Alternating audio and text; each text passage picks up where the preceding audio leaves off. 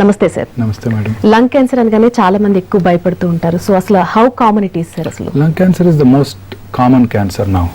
ప్రపంచం అంతా కూడా అత్యధికంగా ఆ క్యాన్సర్ వల్ల మరణిస్తున్న వారిలో లంగ్ క్యాన్సరే అత్యధికంగా చూస్తున్నాం. On an average every year 18 లక్షల మంది ప్రపంచంలో ఈ లంగ్ క్యాన్సర్ బారిన పడుతున్నారు. 16 లక్షల మంది లంగ్ క్యాన్సర్ వలన ప్రాణం కోల్పోతున్నారు. పురుషుల్లో అత్యధికంగా కనబడే క్యాన్సర్ ప్రపంచంలో అన్ని చోట్ల కూడా lung cancer. And commonest cause for death in cancer again is lung cancer in men. ఆడవాళ్ళలో రెండో common cancer breast cancer is the commonest cancer. భారతదేశంలో కూడా ఇప్పుడు అర్బన్ ఏరియాస్లో లంగ్ క్యాన్సర్ ఇన్సిడెన్స్ ర్యాపిడ్గా పెరిగిపోతుంది. In fact except Madras metropolitan tumour registry తప్ప మిగతా అన్ని చోట్ల కూడా అర్బన్ ఏరియాస్లో lung cancer is the leading cancer amongst the men. In fact ఆడవాళ్ళలో కూడా లంగ్ క్యాన్సర్ ఇన్సిడెన్స్ ర్యాపిడ్గా పెరుగుతోంది భారతదేశంలో కూడా. ఇన్ఫ్యాక్ట్ మన స్త్రీలు ఎవరు కూడా స్మోక్ చేయరు, చాలా తక్కువ ఇండియాలో స్త్రీలు స్మోక్ చేయటం. అయినప్పటికీ కూడా లంగ్ క్యాన్సర్ ఇన్సిడెన్స్ పెరిగిపోతుంది భారతదేశం అంతా కూడా. అర్బన్ ఏరియాస్లో కూడా ఇప్పుడు ఆన్ యావరేజ్ ఎవ్రీ 1 lakh పాపులేషన్కి ముంబైలో ప్రతి సంవత్సరం 50 మంది లంగ్ క్యాన్సర్ బారిన పడుతున్నారు. అంటే మనం ఇమాజిన్ చేయొచ్చు లంగ్ క్యాన్సర్ ఇన్సిడెన్స్ ఎంత ర్యాపిడ్గా పెరిగిపోతుందో. సార్ అలాగే ప్రధాన కారణాలు ఏమై ఉండొచ్చు అంటే lung cancer? Most important cause smoking, tobacco smoking.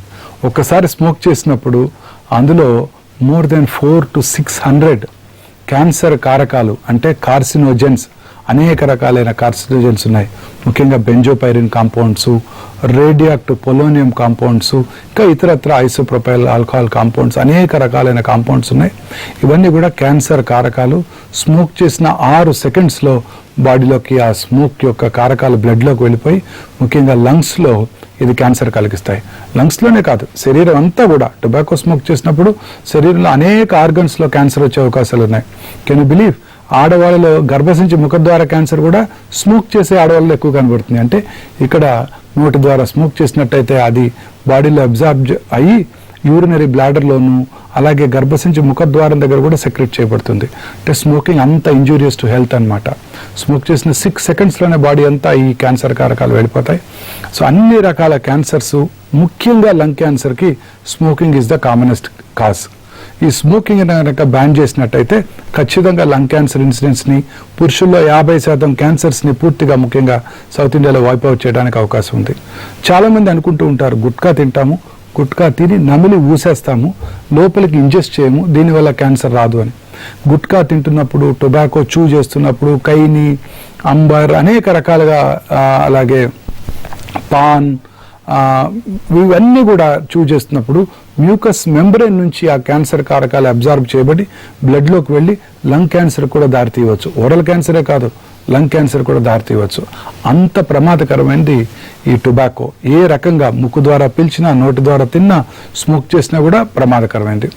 Smoke చేస్తున్న వాళ్ళకే కాకుండా వారి పక్కనున్న వర్క్ ప్లేస్లో, ఉదాహరణకి భారతదేశంలో వర్క్ ప్లేస్లోనూ అలాగే పబ్లిక్ ఏరియాస్లో కూడా స్మోకింగ్ బ్యాన్ చేయడం జరిగింది. సో అందువల్ల కొంతవరకు దీని ముప్పు తగ్గింది. బట్ ఇంట్లో స్మోక్ చేసినప్పుడు, ఆబ్వియస్లీ ఇంట్లోనే స్మోక్ చేయాలి, వారికి ఇంకెక్కడ అవకాశం లేదు కాబట్టి, ఇంట్లో స్మోక్ చేసినప్పుడు సెకండ్ హ్యాండ్ స్మోక్ అంటే వారు విడిచిపెడుతున్న స్మోకు అలాగే lighted end of the cigarette నుంచి వచ్చే స్మోక్ కూడా ఇంట్లో వారి ఆత్మీయులకి, ఫ్యామిలీ మెంబర్స్కి క్యాన్సర్ కలిగిస్తుంది. ముఖ్యంగా పిల్లలకి టెండర్ ఏజ్లో ఈ స్మోక్ వారి లంగ్స్లోకి వెళ్ళి ఆ ఫ్యూచర్లో అనేక రకాల క్యాన్సర్స్కి దారితీస్తుంది. సో అన్ని రకాలుగా కూడా ఈ టొబాకో ఈ లంగ్ క్యాన్సర్కి దారితీస్తుంది. ఈ టొబాకో స్మోకింగ్గా కాకుండా ఇంకా ఇతరత్ర అనేక కారణాలు ఉన్నాయి. అందులో ముఖ్యమైనది ఎన్విరాన్మెంటల్ పొల్యూషన్. ముఖ్యంగా automobile, diesel vehicles, petrol vehicles, అనేక రకాల ఎగ్జాస్ట్ ఫ్యూమ్స్ అనేక రకాలైన టాక్సిన్స్ కలుగజేస్తాయి. పంజగుట్ట క్రాస్ రోడ్స్లో ఒక 5 నిమిషాలు కనుక నుంచుంటే 50 సిగరెట్లు స్మోక్ చేస్తే ఎంత టాక్సిసిటీ ఉంటుందో అంత టాక్సిటీ వస్తుందన్నమాట. సో అలాగే ఇండస్ట్రియల్ పొల్యూషన్స్, అనేక రకాలైన industries, asbestos industry, thermal power plants, ఎక్కడైతే కోల్ బర్న్ చేస్తారో, ఓపెన్ కాస్ట్ మైన్స్ కానివ్వండి, థర్మల్ పవర్ ప్లాంట్స్ కానివ్వండి, ఎక్కడైతే కోల్ బర్న్ చేస్తారో అక్కడ ఈ క్యాన్సర్ వచ్చే అవకాశాలు ఎక్కువ. ముఖ్యంగా యాస్బెస్టాస్ ఇండస్ట్రీస్లో యాస్బెస్టాస్ మ్యూసోథీలియమియా అంటే లంగ్ చుట్టూ ఉండే కవరింగ్ చుట్టూ ఉండే ప్లూరా మీద వచ్చే క్యాన్సరే కాకుండా లంగ్ క్యాన్సర్ అవడానికి కూడా దోహదం చేస్తుంది. టొబాకో స్మోకింగ్, ఆల్కహాల్ కూడా సినర్జిస్టిక్ ఎఫెక్ట్ ఉన్నాయి. అలాగే యాస్బెస్టాస్ టొబాకో స్మోకింగ్ కూడా సినర్జిస్టిక్ ఎఫెక్ట్, అంటే ఎక్కువ శాతం క్యాన్సర్ని కలిగిస్తాయి. అదే కాకుండా రబ్బర్ ఇండస్ట్రీస్లోను, నికెల్ క్యాడ్మియం ఇండస్ట్రీస్లోను పెయింటింగ్ చేస్తున్నప్పుడు వచ్చే ఫ్యూమ్స్, డై చేస్తున్నప్పుడు దానికి బార్బర్స్ రెగ్యులర్గా డై చేస్తుంటే వారికి ఆ ఫ్యూమ్స్ వలన క్యాన్సర్ రావచ్చు. ఇలా అనేక రకాల ఇండస్ట్రీస్లో, coal tar industries, petroleum industries, coal మైనర్స్లోను, థర్మల్ పవర్ ప్లాంట్స్ దగ్గర వీళ్ళందరికీ కూడా ఈ లంగ్ క్యాన్సర్ వచ్చే అవకాశాలు ఎక్కువగా ఉంటాయి. So industrial pollution, environmental pollution because of automobile exhaust fumes, ఇవన్నీ కూడా క్యాన్సర్ కారకాలు. ఇవే కాకుండా ప్లాస్టిక్ ఎక్కడైతే బర్న్ అవుతుందో, అలాగే కొన్ని రకాల స్టీల్ ఫర్నేసెస్, స్టీల్ ఇండస్ట్రీలో కూడా స్టీల్ ఫర్నేసెస్, అక్కడ కూడా ఆ ఫ్యూమ్స్ వలన, అల్యూమినియం ఇండస్ట్రీస్లో కూడా ఈ క్యాన్సర్ వచ్చే అవకాశాలు ఎక్కువగా ఉంటాయి.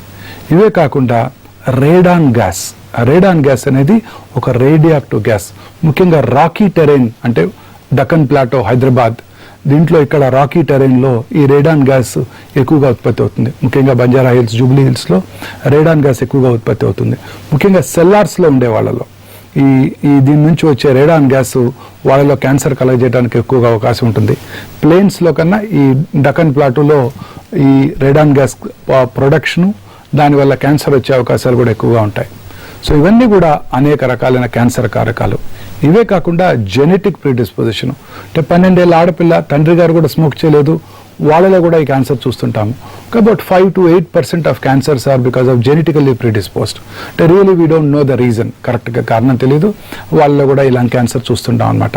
సో ఈ అనేక రకాలుగా ఈ లంగ్ క్యాన్సర్ ఇన్సిడెన్స్ ర్యాపిడ్గా ఎక్కువైపోతుంది. అండ్ మోర్టాలిటీ కూడా ఎక్కువ. లంగ్ క్యాన్సర్ కామన్లీ చాలా వరకు సైలెంట్ కిల్లర్, అందువల్ల మోర్టాలిటీ కూడా ఎక్కువైపోతుంది. 18 లక్షల న్యూ లంగ్ క్యాన్సర్స్ని ప్రపంచం అంతా మనం చూస్తున్నట్టయితే 16 లక్షల మంది చనిపోతున్నారు కూడా. అంటే you can imagine lung cancer ఎంత ప్రమాదకరమైందో. సో ఈ లంగ్ క్యాన్సర్ కి సంబంధించి స్క్రీనింగ్ కానీ ప్రివెన్షన్ కానీ సంబంధించి ఏ విధంగా ఉంటుంది డాక్టర్? స్క్రీనింగ్ అంటే most important. Screening and prevention we could discuss. ముఖ్యంగా ఈ క్రానిక్ స్మోకర్స్, ఇప్పుడు లంగ్ క్యాన్సర్కి మిగతా బ్రెస్ట్ క్యాన్సర్ లాగో, గర్భసంచి ముఖద్వార క్యాన్సర్ లాగో స్క్రీనింగ్ టెస్ట్లు ఏమీ లేవు. బట్ క్రానిక్ స్మోకర్స్ అంటే 30 ఏళ్ళు కనుక స్మోక్ చేసినట్టయితే రోజుకు ఒక ప్యాక్, అంటే 10 సిగరెట్స్, దాన్ని 30 ప్యాక్ ఇయర్స్ అంటాం. వీళ్ళందరికీ కూడా ఇప్పుడు 6 నెలలకు ఒకసారి, కొంత అవసరమైతే సంవత్సరానికి ఒకసారి, వీళ్ళందరికీ కూడా లో డోస్ రేడియేషన్తో ఉండే సిటీ స్కాన్స్ ఇప్పుడు అందుబాటులోకి వచ్చాయి. రెగ్యులర్గా స్క్రీన్ చేయడం ద్వారా క్యాన్సర్ రావటాన్ని ముందుగా పసిగట్టవచ్చు. ముఖ్యంగా 30 ప్యాక్ ఇయర్స్ తాగిన వాళ్ళకి మాత్రం ఖచ్చితంగా వాళ్ళు 6 నెలలకు ఒకసారి ఆంకాలజిస్ట్ని సంప్రదించి అవసరమైతే ఈ low dose CT scan machines ఇప్పుడు అందుబాటులోకి వచ్చాయి అర్బన్ ఏరియాస్లో. వీటిని చేయించుకోవడం ద్వారా, ప్రొఫైలాక్టిక్గా స్క్రీనింగ్ చేయించుకోవడం ద్వారా క్యాన్సర్ రావటాన్ని ముందుగా పసిగట్టవచ్చు. Prevention is nothing but banning tobacco smoke. ఇది గవర్నమెంటల్ మెజర్స్, గవర్నమెంట్ డెసిషన్ తీసుకోవాల్సి ఉంటుంది. But one thing is very clear, ఇప్పుడు కనుక Indian parliament takes a decision that we would ban tobacco in the country అంటే south ఇండియాలో కనబడే 50% of the cancers in men would be wiped out. అంత significant impact ఉంటుంది అనమాట. So tobacco should be ban. Tobacco consumption, tobacco usage అన్ని రకాలుగా కూడా discourage చేయవలసి ఉంటుంది. This is the best preventive mode. And ఏదైతే ఇండస్ట్రియల్ పొల్యూషన్స్ ఉన్నాయో వాళ్ళు సేఫ్టీ నామ్స్ పాటించి ఆ ఎమిషన్స్లో ఆ పొల్యూటెంట్ కార్సినోజన్ ఎమిషన్ తగ్గించుకోవడానికి న్యూయర్ రీసెర్చ్ జరగాల్సి ఉంటుంది. అలాగే వాళ్ళందరికీ కూడా రెగ్యులర్గా స్క్రీనింగ్ చేయవలసి ఉంటుంది. ఇందాక చెప్పినట్లు సిగరెట్ ఇండస్ట్రీలో కూడా ఈ క్యాన్సర్ వచ్చే అవకాశాలు ఎక్కువగా ఉంటాయి. Right sir. అలాగే సిమ్టమ్స్ చూసినట్టయితే ఏ విధంగా ఉంటాయి సార్ లంగ్ క్యాన్సర్ కి సంబంధించి? లంగ్ క్యాన్సర్ చాలా సార్లు is a very silent killer. చాలా సార్లు పేషెంట్స్ అంటుంటారు, నాకేమీ సిమ్టమ్స్ లేవు, మీరేంటి స్టేజ్ 4 క్యాన్సర్ అంటారని అంటూ ఉంటారు కూడా. జస్ట్ 4 రోజులుగా దగ్గు వస్తుంది, ఊరికే డాక్టర్ గారి దగ్గరికి వెళ్తే ఎక్స్రే తీశారు, ఆ ఎక్స్రేలో ఏదో లీషన్ కనపడింది, city scan, PET CT scan చేసి స్టేజ్ 4 క్యాన్సర్ అంటారు మీరు అని కూడా చాలాసార్లు పేషెంట్స్ కంప్లైంట్ చేస్తుంటారు, అడుగుతూ ఉంటారు మనల్ని. చాలా కామన్గా చాలాసార్లు ఇది వెరీ సైలెంట్ కిల్లర్. చాలాసార్లు లేట్ స్టేజెస్లోనే మనకి మేనిఫెస్ట్ అవుతూ ఉంటుంది. ముఖ్యంగా సిమ్టమ్స్ కనుక చూసుకున్నట్టయితే మానని దగ్గు, కాఫ్. చాలామంది స్మోకర్స్కి కాఫ్ ఉంటుంది, బ్రాంకైటిస్ వల్ల కాఫ్ ఉంటుంది, క్రానిక్ పల్మరీ డ్యామేజ్, క్రానిక్ ఎంఫైసిమా అంటారు, COPD, chronic obstructive pulmonary disease వల్ల కాఫ్ ఉంటుంది. సో డాక్టర్ దగ్గరికి వెళ్ళి పరీక్ష చేయించుకున్నప్పుడు బ్రాంకైటిస్ ఉంది, స్మోకర్స్ బ్రాంకైటిస్ అని వాళ్ళు ఏవో డయాగ్నోస్ చేయడం జరుగుతుంది. కానీ ఈ స్మోకర్స్ ఎప్పుడు కూడా ఒక జాగరూకతతో ఉండాలి. కారణం ఏంటంటే ఇవాళ బ్రాంకైటిస్ వల్ల రావచ్చు, రేపది లంగ్ క్యాన్సర్గా మారవచ్చు. సో మానని దగ్గు ఎప్పుడున్నా కూడా క్రానిక్ బ్రాంకైటిస్ అనో సిఓపిడి అనో ఎంఫైసిమా అని నెగ్లెక్ట్ చేయకుండా మళ్ళీ డాక్టర్ దగ్గరికి వెళ్ళి పరీక్ష చేయించుకోవాల్సి ఉంటుంది. లాస్ట్ ఇయర్ అది బ్రాంకైటిస్ వల్ల కావచ్చు, ఇప్పుడు క్యాన్సర్ వల్ల కూడా కావచ్చు. సో మానని దగ్గినప్పుడు డ్రై కాఫ్ ఆల్సో, దగ్గినప్పుడు కొన్నిసార్లు కళ్ళు పట్టడం, ఆ కళ్ళులో రక్తం పట్టడం, హిమాప్టైసిస్ అంటాం. ఇవన్నీ కూడా లంగ్ క్యాన్సర్ లక్షణాలు. ఇవే కాకుండా లో గ్రేడ్ చెస్ట్ పెయిన్ రావటం, షార్ట్నెస్ ఆఫ్ బ్రెత్ అంటే ఆయాసం, చిన్న పని చేసినప్పుడు ఆయాసం రావటం, అలాగే లాస్ ఆఫ్ వెయిట్ తగ్గిపోవటము, ఆకలి తగ్గిపోవటము, డిస్టేస్ట్ ఫర్ ఫుడ్ తినాలనిపించకపోవటము, ఇవన్నీ కూడా లంగ్ క్యాన్సర్ లక్షణాలు. కొన్నిసార్లు ఎంత సైలెంట్గా ఉంటుందంటే లంగ్ క్యాన్సరు కొన్నిసార్లు చిన్న ట్యూమర్ ఉంటుంది, బ్రెయిన్కి పాకిపోతుంది. ఇది నార్మల్ ఎక్స్రేలో ఈ ట్యూమర్ కనబడకపోవచ్చు, న్యూరో సర్జన్ అది ఆపరేట్ చేసి తీసేసి టెస్ట్కి పంపిస్తే అప్పుడు లంగ్ క్యాన్సర్ అని వస్తుంది. అప్పుడు సిటీ స్కాన్ పెట్ స్కాన్ చేయడం జరుగుతుంది. అంటే అంత సైలెంట్ కిల్లర్ అనమాట.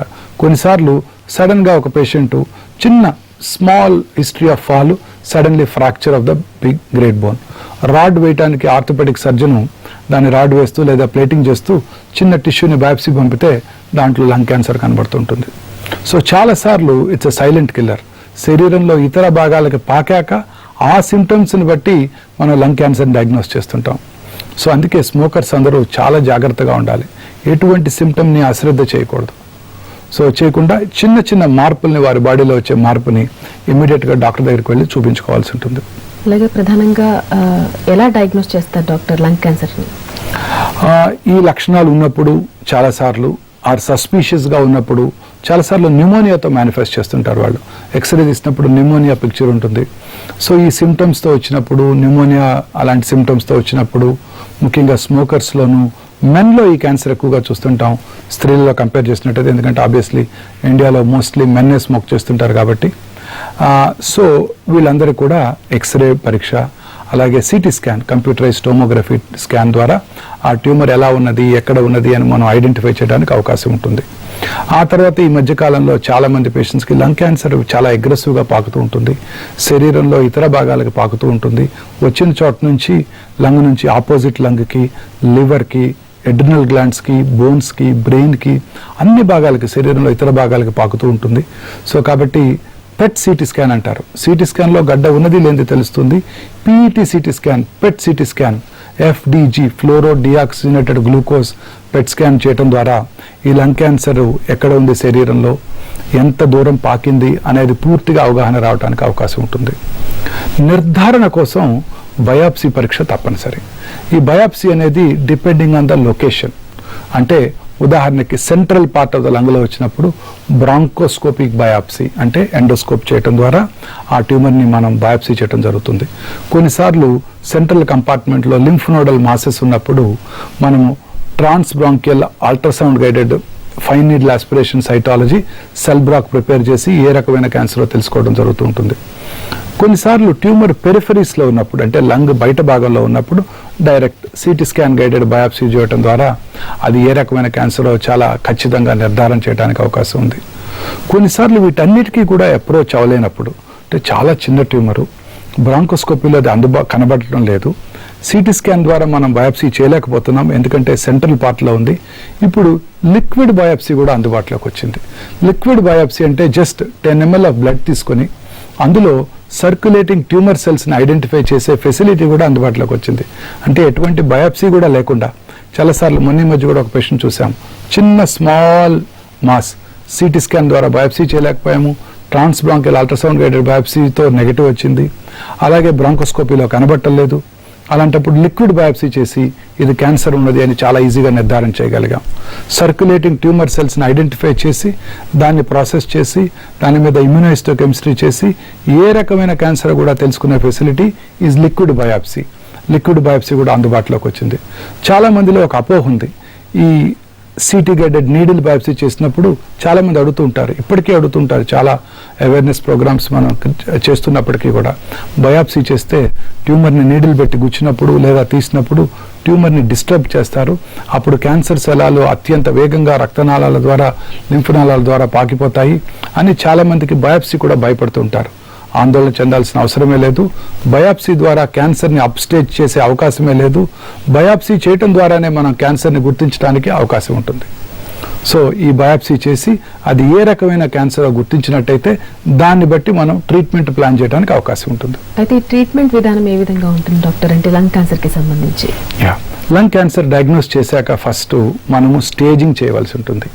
అంటే ఏ స్టేజ్లో ఉన్నది, లంగ్లో వచ్చిన లోబ్ వరకే పరిమితమై ఉందా, లేదా బ్రాంకస్ ఇన్వాల్వ్మెంట్ ఏమైనా ఉందా, మెయిన్ బ్రాంకస్ ఇన్వాల్వ్మెంట్ ఏమైనా ఉన్నదా, అలాగే ఆపోజిట్ లంగ్లోకి ఏమైనా పాకిందా, శరీరంలో ఇతర భాగాలకి ఎక్కడికన్నా పాకిందా తెలుసుకోవటం మోస్ట్ ఇంపార్టెంట్. దీని ద్వారా స్టేజ్ని బట్టి మనకి క్యాన్సర్ ట్రీట్మెంట్ ఆధారపడి ఉంటుంది. అర్లీ స్టేజెస్లో మనం సర్జరీ చేయటం జరుగుతూ ఉంటుంది. లేట్ స్టేజెస్లో ఇతరత్ర కీమోథెరపీ, రేడియోథెరపీ ఇవ్వటం జరుగుతూ ఉంటుంది. ఇదే కాకుండా మనం ట్యూమర్ బయాప్సీ చేసినప్పుడు ఖచ్చితమైన నిర్ధారణ, లంగ్ క్యాన్సర్లో అనేక రకాలైన క్యాన్సర్స్ ఉన్నాయి. Small cell cancer, non small cell cancer. Small cell cancer అనేది ఎక్కువగా స్మోకర్స్లో చూస్తుంటాము. స్మాల్ సెల్ క్యాన్సర్స్ చాలా అగ్రెసివ్గా పెరుగుతూ ఉంటాయి. డయాగ్నోస్ చేసేటప్పటికే శరీరంలో ఇతర భాగాలకి పాకిపోయి ఉండే అవకాశాలు చాలా చాలా ఎక్కువ. నాన్ స్మాల్ సెల్ క్యాన్సర్స్ అంటే adenocarcinoma, squamous cell carcinoma అంటుంటాము. ఈ squamous cell carcinoma once again small cell cancer లాగానే స్మోకర్స్లో ఎక్కువగా చూస్తుంటాము. ఎడినో కార్సినోమా స్మోకర్స్లోను నాన్ స్మోకర్స్లో కూడా చూస్తుంటాము. బట్ నాన్ స్మోకర్స్లో ఎక్కువగా కనబడుతూ ఉంటుంది ఎడినో కార్సినోమా. దీనికి ప్రోగ్నోసిస్ కూడా కొంచెం బెటర్గా ఉంటుందన్నమాట. ఇలా క్యాన్సర్ యొక్క టైప్ని బట్టి, క్యాన్సర్ యొక్క స్టేజ్ని బట్టి ట్రీట్మెంట్ ప్రోటోకాల్ డిజైన్ చేయడం జరుగుతూ ఉంటుంది. అలాగే లంగ్ క్యాన్సర్లో రీసెంట్ అడ్వాన్సెస్ ఏమున్నాయి doctor? So most important thing ఏంటంటే ఈ క్యాన్సర్ ట్రీట్మెంట్లో, ముఖ్యంగా ఈ లంగ్ క్యాన్సర్ ట్రీట్మెంట్లో ఇందాక మనం డిస్కస్ చేసినట్టు అర్లీ స్టేజెస్లో వచ్చినప్పుడు మనం దానికి సర్జరీ చేయడం జరుగుతుంది. ఒక లోబ్ వరకే, ఉదాహరణకి రైట్ లంగ్లో 3 లోబ్స్ ఉంటాయి, లెఫ్ట్ లంగ్లో 2 లోబ్స్ ఉంటాయి. ఒక లోబ్ వరకే పరిమితమై ఉన్నట్టయితే లోబెక్టమీ చేయడం జరుగుతూ ఉంటుంది. లోబెక్టమీతో పాటు ఆ క్యాన్సర్ ఎక్కడికైతే పాకటానికి అవకాశం ఉందో లింఫ్ గ్లాండ్స్ని కూడా పూర్తిగా తీసివేయడం జరుగుతుంది. దీన్ని రాడికల్ సర్జరీ అంటారు. కొన్నిసార్లు ట్యూమర్ కనుక పక్క లోబ్ కూడా ఆక్యుపై చేసినట్టయితే, లేదా మెయిన్ బ్రాంకస్ దగ్గరికి వచ్చినట్టయితే న్యూమోనెక్టమీ కూడా చేయవలసి రావచ్చు. న్యూమోనెక్టమీ అంటే మొత్తం రైట్ లంగ్ లేదా లెఫ్ట్ లంగ్ మొత్తం తీసివేయడం జరుగుతూ ఉంటుంది. ఎక్కడికైతే పాకటానికి అవకాశం ఉందో ఆ లింఫ్ గ్లాండ్స్ని కూడా దీంతో పాటే తీసివేయడం జరుగుతూ ఉంటుంది. కొన్నిసార్లు ట్యూమర్ దగ్గరగా ఉన్నప్పుడు, మెయిన్ బ్రాంకస్కి ట్రెకియా అంటే విండ్ పైప్ దగ్గరగా ఉన్నప్పుడు స్లీవ్ రిసెక్షన్ కూడా చేయడం జరుగుతూ ఉంటుంది. అలాగే కొన్నిసార్లు చెస్ట్ వాల్ కనుక ఇన్వాల్వ్ ఉన్నట్టయితే ఆ పక్కటెముకలు కూడా దీంతో పాటు తొలగించి వేయడం జరుగుతూ ఉంటుంది. ఈ మధ్య కాలంలో ఈ సర్జరీస్ అన్నీ కూడా మినిమల్లీ ఇన్వేసివ్ పద్ధతిలో చేస్తున్నాము. వాటినే వ్యాట్స్ అంటారు, వీడియో అసిస్టెడ్ థొరకోస్కోపీ. అంటే వాట్ థొరకోస్కోపిక్ సర్జరీ అనమాట. అంటే ఇంతకు ముందులాగా పెద్దగా కోత కోయకుండా, రిబ్ ఎక్సిషన్ చేయకుండా 3 or 4 కీ హోల్స్ పెట్టి ఆ కీ హోల్స్ ద్వారా అక్కడ న్యూమోథొరాక్స్ క్రియేట్ చేసి 7 to 8 ml of mercury create చేసి ఏ పార్ట్ ఆఫ్ ద లంగ్లో ట్యూమర్ ఉందో ఆ పార్ట్ని కీ హోల్ పద్ధతిలోనే దాన్ని పూర్తిగా మనం సర్జరీ చేయడం జరుగుతుంది. కీ హోల్ పద్ధతిలో చేసినప్పుడు అడ్వాంటేజ్ ఏంటంటే very minimally invasive. Lung cancer patients అందరూ చాలామంది క్రానిక్ స్మోకర్స్ ఉంటారు. చాలా కామన్గా ఇది ఎల్డర్లీ ఏజ్లోనే చూస్తుంటాము. వాళ్ళకి పువర్ లంగ్ రిజర్వ్ ఉంటుంది. అందువలన మినిమల్లీ ఇన్వేసివ్ పద్ధతిలో చేసినప్పుడు మనము పేషెంట్కి మార్బిడిటీ అంటే పోస్ట్ ఆపరేటివ్ మార్బిడిటీ కాంప్లికేషన్స్ బాగా తక్కువగా ఉంటాయి, రెస్పిరేటరీ కాంప్లికేషన్స్. అందువల్ల చాలాసార్లు ఈ సర్జరీని మనం కీహోల్ పద్ధతిలో చేస్తున్నాం. కీహోల్ పద్ధతిలో చేసినప్పుడు ఇంకొక మెయిన్ అడ్వాంటేజ్ ఏంటంటే విజువలైజేషన్. అంటే 10 to 16 times magnified image. Naked అయితే చూసిన దానికన్నా పెద్ద స్క్రీన్లో ఆపరేషన్ థియేటర్లో కనుక చూసినట్టయితే చక్కగా ట్యూమర్ ఉన్న భాగము, తర్వాత అది ఎక్కడికైతే పాకటానికి అవకాశం ఉందో లింఫ్ గ్లాండ్స్ ఇంకా క్రిస్టల్ క్లియర్గా మనకి కనిపిస్తాయి. కాబట్టి వాటన్నిటిని పూర్తిగా తీసివేయడం జరుగుతుంది. పోస్ట్ ఆపరేటివ్ కాంప్లికేషన్స్ కూడా చాలా తక్కువగా ఉంటుంటాయి. సో ఇలా ఈ లంగ్ క్యాన్సర్ ట్రీట్మెంట్లో అనేక రకాలైన రీసెంట్ అడ్వాన్సెస్ వచ్చాయి. అలాగే కొన్నిసార్లు ఇవాళ 90-year-old men, 80-year-old menలో ఈ క్యాన్సర్స్ చూస్తుంటాము. అర్లీ స్టేజ్లో క్యాన్సర్ చూసినప్పుడు సర్జరీ చేయాల్సిన అవకాశం ఉన్నా కూడా వాళ్ళందరికీ కూడా చాలా మందికి కరోనరీ ఆర్టరీ డిసీజ్ ఉండవచ్చు, స్మోకర్స్ కాబట్టి హార్ట్ ప్రాబ్లమ్స్ ఉండొచ్చు, పువర్ లంగ్ రిజర్వ్ ఉండొచ్చు, వాళ్ళు సర్జరీ విత్స్టాండ్ చేసుకోలేకపోవచ్చు.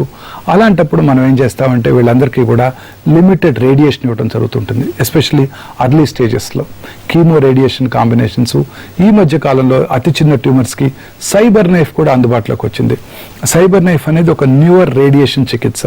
ఇందులో ప్రిసైజ్గా కొన్నిసార్లు అమెరికన్స్ టొమహాక్ క్రూయిజ్ మిసైల్స్ అని వాడుతుంటారు టెర్రరిస్ట్ బేసెస్ని టార్గెట్ చేయడానికి. అదే టెక్నాలజీ ప్రిసైజ్గా క్యాన్సర్ని టార్గెట్ చేసే టెక్నాలజీ ఈ సైబర్ నైఫ్ టెక్నాలజీ. ఇంతకుముందులాగా 30-40 రోజులు రేడియేషన్ కాకుండా జస్ట్ 1 to 4 డేస్లోనే ఈ రేడియేషన్ మొత్తాన్ని కంప్లీట్ చేసే అవకాశం కూడా ఏర్పడింది. ముఖ్యంగా ఎల్డర్లీ పేషెంట్స్లో సర్జరీ వీలు కానప్పుడు వీళ్ళన్నిటి కూడా ఈ కీమో రేడియేషన్ ప్రోటోకాల్లో రేడియేషన్తో పాటు అంటే లీనియర్ యాక్సిలరేటర్స్, ఆర్క్ థెరపీ, కొత్తగా వీమాట్ థెరపీతో పాటు ఇప్పుడు సైబర్ నైఫ్ కూడా అందుబాటులోకి వచ్చింది.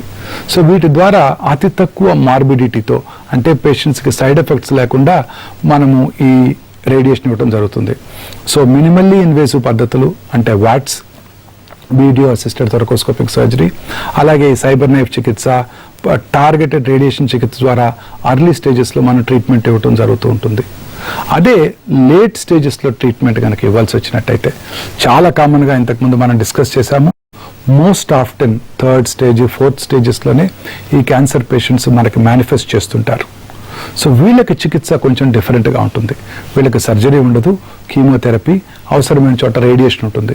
ఉదాహరణకి ట్యూమర్ బ్రెయిన్కి పాకింది అనుకోండి, ఇమీడియట్గా బ్రెయిన్కి రేడియేషన్ ఇవ్వాల్సి ఉంటుంది. కారణం ఏంటంటే బ్రెయిన్ చుట్టూ రిజిడ్ స్కల్ బోన్ ఉంది, ట్యూమర్ పెరిగే అవకాశం లేదు, ఇంక్రీజ్డ్ ఇంట్రాక్రేనియల్ టెన్షన్, కోమాలోకి వెళ్ళిపోయే అవకాశం ఉంటుంది. అందుకే ముందుగా దానికి బ్రెయిన్కి రేడియేషన్ ఇవ్వాల్సి ఉంటుంది. అలాగే బోన్స్కి పాకినప్పుడు వెయిట్ బేరింగ్ బోన్స్, ఉదాహరణకి బ్యాక్ బోన్, స్పైన్ కనుక పాకిన, కాళ్ళలోను పెల్విస్లోనూ ఉన్న ఎముకలు కనుక పాకినట్టయితే మనం నడుస్తున్నప్పుడు నుంచున్నప్పుడు కూడా మన వెయిట్ అంతా ఈ బోన్సే మన వెయిట్ తీసుకుంటాయి. కాబట్టి అవి డిసీజ్డ్ బోన్స్ ఉన్నప్పుడు వీకెన్ అయిపోయి పెథలాజికల్ ఫ్రాక్చర్ సంభవించవచ్చు. అందుకని వాటికి రేడియేషన్ ఇవ్వడం జరుగుతూ ఉంటుంది. ఇలా అనేక రకాలుగా మనం చికిత్సలు చేయవలసి ఉంటుంది. దీనితో పాటు chemotherapy is the most important modality in the lung cancer treatment. ఎందుకంటే మోస్ట్ ఆఫ్టెన్ 80 to 90% మనకి లేట్ స్టేజెస్లోనే మేనిఫెస్ట్ చేస్తుంటారు. అందుకని వీళ్ళందరికీ కూడా కీమోథెరపీ ఇవ్వాల్సి ఉంటుంది. అనేక రకాలైన న్యూయర్ కీమోథెరపీ ఆప్షన్స్ ఇప్పుడు అందుబాటులోకి వచ్చాయి. చాలా మందిలో అపోహ ఉంటుంది, కీమోథెరపీ అంటే క్యాన్సర్ కన్నా భయంకరమైంది, క్యాన్సర్తో చనిపోవడమే బెటర్ కీమోథెరపీ తీసుకోవడం కన్నా, కీమోథెరపీ వల్ల వచ్చే సైడ్ ఎఫెక్ట్స్ అంత భయంకరంగా ఉంటాయి. ఇది కూడా పూర్తిగా అపోహ మాత్రమే. కొత్త రకాలైన కీమోథెరపీ డ్రగ్స్, కీమోథెరపీ వలన వచ్చే కాంప్లికేషన్స్ తగ్గించడానికి అనేక రకాలైన newer medicines, pre medication, post chemotherapy medication, chemotherapy వల్ల వచ్చే వామిటింగ్స్, నాజియా అలాంటివన్నీ ప్రివెంట్ చేయడానికి ప్రీ మెడికేషను, అలాగే post chemotherapy complications, white cells, తెల్ల రక్త కణాలు తగ్గటం, వీటిని నివారించడానికి ముందుగానే కాలనీ స్టిమ్యులేటింగ్ ఫ్యాక్టర్స్ అందుబాటులోకి వచ్చాయి. అన్నిటికన్నా అత్యంత రీసెంట్ మోడిఫికేషన్స్ ఏంటంటే టార్గెటెడ్ థెరపీస్. అంటే క్యాన్సర్ సెల్ని ప్రిసైజ్గా టార్గెట్ చేసే ఫెసిలిటీస్ కూడా అందుబాటులోకి వచ్చాయి. వీటిని టార్గెటెడ్ థెరపీస్ అంటారు. 2 రకాల మాలిక్యూల్స్, ముఖ్యంగా బెవాసిజిమాబ్ అంటారు, vascular endothelial growth factor inhibitor. వీటి ద్వారా కీమోథెరపీతో పాటు వీటిని కంబైన్ చేసినప్పుడు చాలా ఎఫెక్టివ్గా పనిచేసి ప్రొలాంగ్డ్ లైఫ్ అందజేయడానికి, ముఖ్యంగా స్టేజ్ 4 క్యాన్సర్ పేషెంట్స్కి అందజేయడానికి అవకాశం ఉంది. ఇదే కాకుండా ఇప్పుడు ఇమ్యూనోథెరపీ కూడా అందుబాటులోకి వచ్చింది. Year before last year Nobel prize was awarded to 2 different groups of scientists who are working on immunotherapy. Immunotherapy అంటే మన ఓన్ బాడీ ఇమ్యూనిటీని పెంచడం.